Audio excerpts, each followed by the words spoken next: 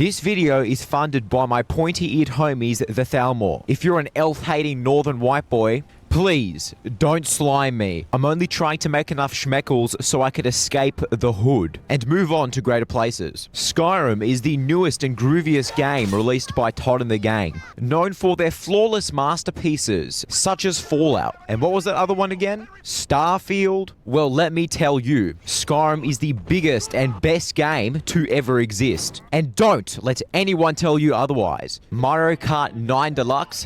More like $80 glorified Japanese recreation of Hiroshima. Don't let these people tell you that anything is ever gonna hold up to our perfect Skyrim. Let me just ask, have you ever wanted to play the role-playing equivalent of a special ed WWE caged deathmatch? Well, let me tell you about Skyrim, an amazing sword-swinging, outfit-blinging game set in the dark universe of Berserk. Elder Scrolls fans relate to the Berserk TV show and manga due to the fact that they share the exact same experience as Guts, getting piped down by a 30-year-old black man with a 13-inch horsecock. The Elder Scrolls, according to some people, is older than Seinfeld Season 6, which is quite a long time ago. But thanks to Jesus Christ, us humans were blessed with the ability to innovate. And that is what has happened to the Elder Scrolls, but only backwards. Gone were the days when the Elder Scrolls was considered a true RPG and had interesting game mechanics. Now the most interesting game mechanic is the ability to get every NPC pregnant with the use of this handy spell, which I definitely did not mod in. All the real RPGs are now completely gone, just like my foreskin. The only real RPG I can mention that didn't come out during the PS3 era is Baldur's Gate 3. By the way, hit me up if you want to do a Baldur's Gate 3 playthrough. If you want, we could even Eiffel Tower the bear. Now, some liberal cucks might say, Skyrim is not an actual RPG, it's an action RPG. Not in the traditional sense where you'd go around killing things, but in the sense... Okay, so if Skyrim is an action RPG, where is the action? Because this ain't action. Games like Elden Ring and Dark Souls, those are action RPGs, where you have to make a choice on what you want to be, where you have to choose a role and play it. But in Skyrim, you don't have to make decisions. You are able to be whatever the fuck you want. You could be the most powerful mage the world has ever seen, and the best swordsman in the Middle East. At the same time, people have spread across Skyrim with a multitude of races, religions, and cultures. The Chongolians, the Punjabi, the homies from Hyperborea, the West Side Hustlers, furries, and more. There is also a god named Talos, which I'm 90% sure is Jewish and gay. If Adolf was still alive today, he would be jumping for joy. When you start the game, you get to choose which race you want to play as, and customize your character in some very interesting ways. When you choose a race, you get to also decide a bunch of pros and cons that could affect your character's stats. If you choose an Agarthan, you gain the ability to immediately contact Yakub and ask him any time for wisdom, but at the expense of having an incredibly average-sized penis. And if you choose the Dark Elf, well, you gain the knowledge of how to use a Glock straight out of the womb, but at the expense of being attracted to fat bitches. I got my shit, okay. Oh, fuck, okay. Oh, I didn't know I had that mod on. Okay. And if you install mods, you could also change the size of your shaft. My character has one that is 3 inches long and 14 inches wide. The bitches call it the slab. Now once you make your character and do the boring ass tutorial, you are able to go literally anywhere. The entire world is your oyster and you are free to go do anything. It is the trademark of the Bethesda gaming experience. You see that mountain right there? You could go to the very top. What can you do once you're there? Well, you could use the tip of the mountain as a massive dildo. Exploration is one of the main attractions of Skyrim. The masculine urge to go into some fucking hole in the ground and kill whatever's inside has never been so prevalent since Skyrim came out. But wait, there's more. You see that person over there? Well, you could just go up to them and have a conversation with them. Get me mad and I'll prank you. And not a Shut your fucking mouth! You are done. Fired. Do not show your face at the laundry again.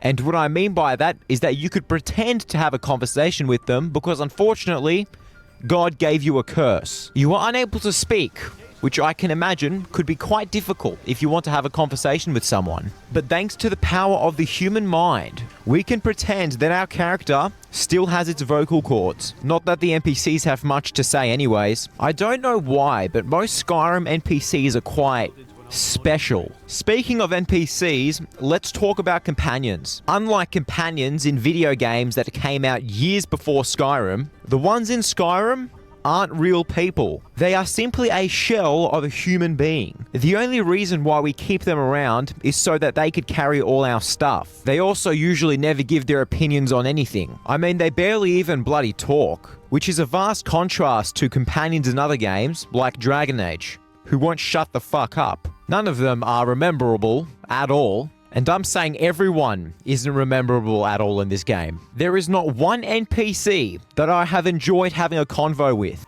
except that one shopkeeper's voice lines whenever you walk into his store in Whiterun. Story. Now, the story of Skyrim is a little hard to pay attention to. Not because it's overly complex, but because it's incredibly boring. The premise of Skyrim's story is that See, it's in the clouds. yes, the dragons have come back. Where did they go in the first place? They died. Because we killed them all for their delicious succulent sweetmeats. Father, I haven't eaten in 17 days. What are we going to be having for dinner? Your cat mother has made us fried dragon testicles. Get that in you, son. You're going to need it to survive the long winter. Who killed all the dragons, you might ask? Well, an organization known as the Blades did it. But since the dragons are back, you have been chosen to go and kill them all. You need to go to the deep throat of the world and meet with a bunch of horny old men.